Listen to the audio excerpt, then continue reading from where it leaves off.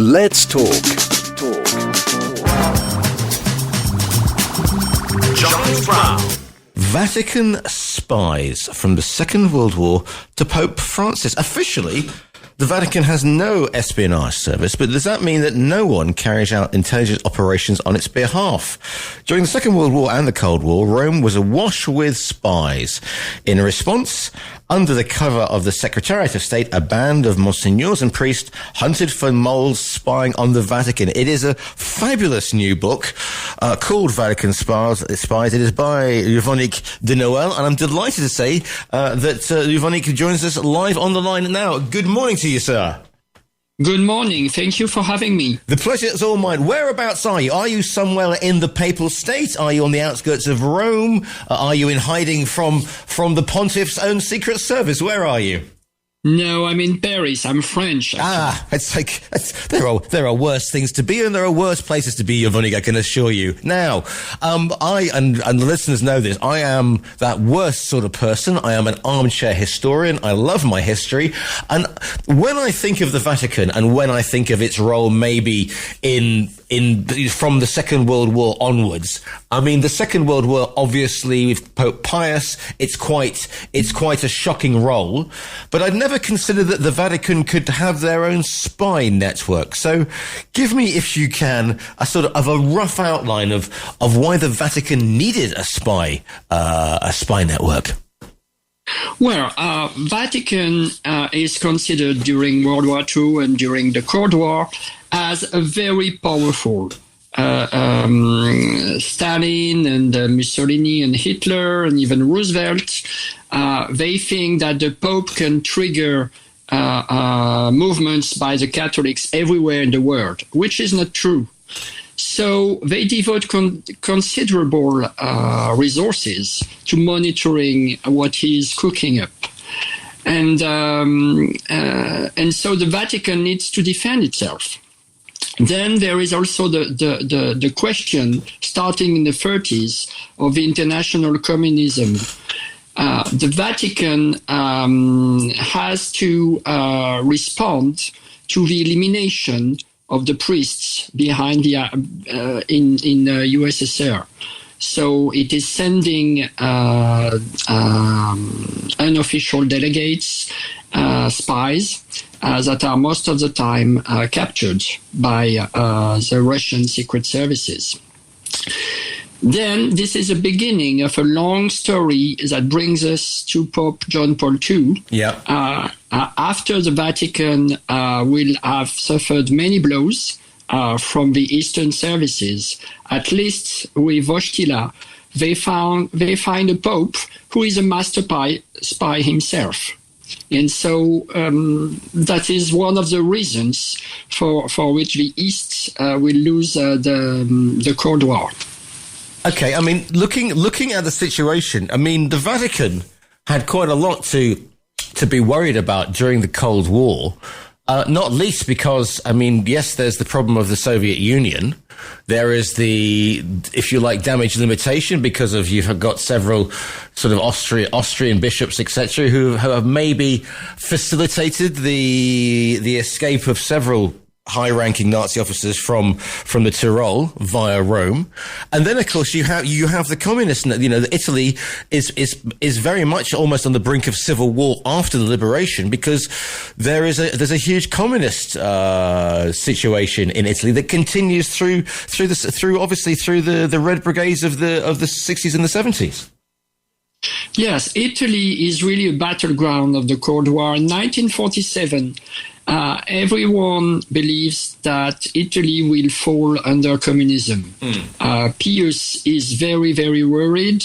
So everybody is, including the British Secret Services, including the CIA, is sending its best men and lots of money to help the Christian Democrats win the 1947 elections, which will happen. The CIA sends one of its best men at the time, James Jesus Angleton, who had fought in Italy during the war. with the OSS. And the number of tricks they will use to win the election is just amazing.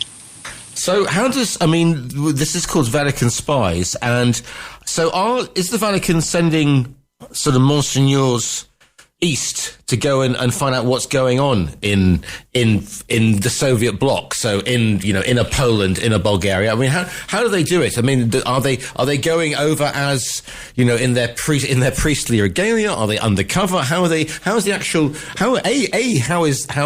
out there? How are agents operating in the field?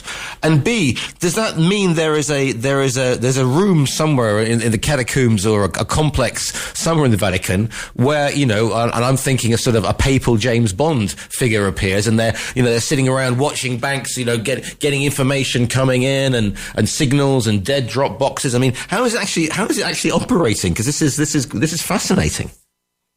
Actually, just after the war, there is a sort of spy school where the Vatican selects young priests who are very healthy and willing to risk their lives, and they get some training provided by Western secret services. That includes the French, the British, the American, and other services. And incredibly, in the late 1940s, some priests are even parachuted in Ukraine. The CIA organized parachuting some opponents in Ukraine. They were all captured by the Eastern services. Yeah. Because there were more, actually, in the teams that organized all this. But when you realize that among these people who were commandos, there were also priests, it's almost shocking. Yeah. Well, I'm just thinking, because it's the Swiss Guard, isn't it? They are there. That's the papal sort of bodyguard, isn't it? Those are the guys that you see on the tourist pictures with the sort of the 16th century colourful uniforms. Did the Swiss Guard get involved with this at all? Well, because that is if you like almost the Vatican Army. Were they involved with this at all, or was it solely sort of young priests who were doing these sort of operations? Yeah, the Swiss Guards are the folklore of the Vatican. Yeah. So they are not really characters of my story, because they are just here, as you say, for the postcards. And even from a security standpoint, they are not even very helpful. There is another service less well known that is called the Vigilanza. Right. The Vigilanza is like the Vatican FBI or MI5. They are very much powerful. Some priests even think that the Vigilanza monitors their phone calls. So when they want to make a very private phone call, they get out of their office and go to a public phone box. You see, when we think this has made me reappraise and rethink how I think of the Vatican state, because you think it is always the question, in quizzes, name small states, and it's like Andorra, Liechtenstein, Vatican State, San Marino, and we kind of think it's quaint and it's like something out of a Disney movie, and they've got a postal service or whatever. But this is a highly functioning organization, and it has departments in it that you wouldn't expect perhaps that the Vatican would have, but it is effective. It does have this surveillance, as you said, and its own, if you like, its own FBI. Yeah, actually, the first point is the Pope's protection. The Pope is one of the weakest heads of state in the world. We could see that in 1981 on St. Peter's Square with the attempt by Ali Aqsa on Wojtyla's life. Yeah. So the first mission of the Vigilanza is protecting the Pope. Then the second mission is finding the Russian Moors. And actually, the monsignors can be easy targets for the spy services. Not because of the money, because most of them are not are not like that. Their faith is accurate, but they also have a private life. So if they have a mistress, if they have a younger boy in their life, it becomes very easy to apply pressure on them. That's only a couple of examples. The thing that's I'm now thinking to myself is, they are doing this as spies. It's not a question of somebody comes into confession, in a church where behind the iron curtain, or in some region that says, Father, I have to tell somebody about this. I have a mistress, and I've been telling her. So that is not happening. They're not using this they're not using the confession or anything from the day-to-day priesthood as information gathering, are they? They're not supposed to. I cannot report a specific event where I found that the secrecy of confession was broken. So I won't venture into this. But what I can tell you more generally is that there are so many priests, so many papal nuncios all over the world, that some secret services consider that the Pope is one of the best informed men in the world, because no secret service can match the network of priests and bishops that they have in many countries. So John Paul II comes into power, takes over as Pope. Is it 78, 79? He comes in? Yes. Right. So he comes in 79. Yeah. And he's a big surprise. Nobody was expecting him, but he was very appreciated. And the key point is that this Wojtyla was raised underground. He managed not to raise alarms with the Polish secret services, whereas he organized secret seminars. He disseminated clandestine literature. He organized training for priests from other countries, all that in a clandestine way. So he became a sort of a spy, and he knew very intimately the way the Eastern secret services fought. So he was very well placed to organize a fight against them. Well, also you can argue that of all the Warsaw Pact countries, Poland is the most Catholic. It isn't orthodox in the way that obviously the Russia is. And so therefore it is by this this twist of fate that this young muscular Pope, because he wasn't, he'd been a goalkeeper. He liked skiing. He was very, very he wasn't the sort of pontiff who sat back and just spoke quietly to himself in Latin. He was a real sort of, not quite much so much as the Panzer Cardinal, but that's something else we'll come on to maybe. But the way that he used his papacy as putting himself front and center. And then of course the timing is perfect, because then we have the Solidarity movement comes up in the early 80s, and what happens in the crackdown that happens then, but the Vatican State is you found that they're sending money to Lech Walesa and the Solidarity movement. Yes, exactly. Actually, it has been believed for a long time, and even said in many history books, that the CIA financed Solidarnosc. Actually, I found no evidence of that. CIA sent money to Solidarnosc from 1986, 1987, maybe, when it was already obvious that something pretty significant was happening. But from the beginning, it was the Vatican who organized a transfer of secret funds and material to Solidarnosc through very exotic ways. For instance, there is a story of a jeep which was filled with gold and was driven by a priest to Warsaw from Rome.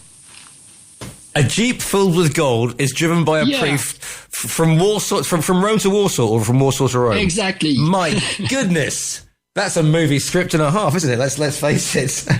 Exactly. At the same time, we have the situation because, because the Vatican is, and strangely enough, is anti-communist, and in Central and South America, but especially in Central America, we have what's happening on Honduras, El Salvador, Guatemala. The death squads are operating, and Catholic priests are literally being gunned down in their pulpits. That must be a very difficult role for the Church, for the Vatican to handle. And how are they keeping informed about this? And how do they keep the balance, if you like? Well, there was really no balance. Actually, there was an alliance between John Paul II and Ronald Reagan. And actually, Reagan provided to the Vatican everything they asked, even the most secret information they got about Poland, about the Eastern countries. They delivered everything. And in return, the Vatican agreed with everything that Washington asked regarding South America. So that means that the theology of liberation, which was very powerful in South America, was crushed in the most inhumane way, and hundreds of priests were killed by juntas, militaries. It was a carnage, actually, and it shocked even very moderate Catholic bishops and archbishops. But Wojtyla was deaf. He didn't want to hear about that. He just, Reagan was his pal, and so he just followed him. Yeah, even though, there were some horrendous things going on. There were atrocities, shall we say, carried up about even against nuns at checkpoints in Central America. I mean, I'm not going to say that we go through the grisly details, but it wasn't good, to put it mildly. Because we've only got a bit of time left here. I just want to talk about Benedict. Because I mentioned the Panther Cardinal, which is what his nickname had been, because he was obviously, this is Benedict previously had been obviously well known in Vatican circles for being a forceful individual again. So what was his role in the whole sort of Vatican spy network? Well, first of all, Benedict has a reputation of being the BND man, of being a representative of the German Secret Service, which is a bit too much. He was a contact man. It's very simple in the Vatican. You've got a German cardinal who is handling the connection with the German Secret Service. You have a French handling the connection with the French Secret Service, and so on and so on. So obviously, every cardinal has in mind the interest of his native country, but he's also a man of the Pope. So when he becomes a Pope, first of all, he appears as a force of moderation, because the end of Wojtyla's term was very gloomy. Wojtyla was in a very bad health. And this is really the dark time of his papacy. So everybody thought that Benedict was going to be the quiet heir who would keep the heritage of Wojtyla, but at the same time correct some of the most obvious errings. The problem for Benedict was that he was not a manager. He was a pure intellectual. So he got trapped in a web of deceptions, of dirty tricks. It was probably the worst time of the Vatican. The internal quarrels and plots and dirty tricks. It was incredible. So he just decided to resign because he said, "Okay, Actually, I'm not made for that kind of shit." And so we have an Argentinian. We have Francis. Yes, exactly. Now, and so what is the current Pope? I mean, because again, we talked about South America, just briefly, Central and South America in the 80s. That is obviously when our current Pope is a bishop, or is working in South America, in Argentina, I'd imagine, which must be an interesting period against the juntas. So, where does the Vatican spy network, or where does the Vatican? What's your opinion of where we are with the Vatican at the moment? Well, it's the most difficult time for me to analyze, because obviously you don't have all the sources. I mean, my sources are not telling me what is happening right now, which I can understand. When you write a history of intelligence, you have to be briefer on the most recent period. What I can tell you is that first, the current Pope was seen as a bit naive, a nice guy, but not very, versed into the intricacies of Vatican politics. But he appeared to be much more clever and subtle than was expected from him. So he, of course, he was a bit surprised by many affairs. But, for instance, he decided to really clean the Vatican Bank and at least, rein in everything that was happening in terms of financial dark activities. And it seems that he's managed to do just that. There was, for instance, this Cardinal Becciu, who was accused of many divertings of money, and who has been condemned. So I would say that Bergoglio is a bit slow, he's a bit cautious, but he's not a fool, he's not a naive, and he's probably done some good, but I would say that the real, maybe spectacular espionage operations will be revealed later in that period. I've got to ask you this question because the Vatican is guards its records. I mean, there are still miles, libraries full of documentation that they will not release, going back centuries. And, conspiracy theorists love that. So how do you, Yvonnick, get hold of this information to write your book, Vatican Spies?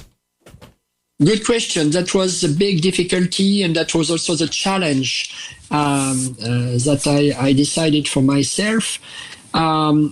Yes, it's not the Vatican archives are not available to researchers, but the Vatican is too small to work alone, and so always had to work in partnership with other services. And the archives of these other services are available. So CIA, partly French, partly British, and others, and the Italians, of course, but also the archives of the former enemies. So the Stasi, the Polish STB, the Czech, the Romanians, the Bulgarians. So it was possible to work with a 360 degrees approach. I don't have the Vatican archives, but I have many archives of people who worked with or against the Vatican services. Fascinating stuff. The book is called Vatican Spies, From the Second World War to Pope Francis. You can order it via our own virtual bookstore. It is by Yvonnick Denoël. Yvonnick, if people want to find you online, is there a website? Are you on social media? Where is the best place to find you? Facebook. Facebook, super. It's just under Yvonnick Denoël. The book is called Vatican Spies. You can order it via our own virtual bookstore. Yvonnick, thank you so much for your time today. Thank you too.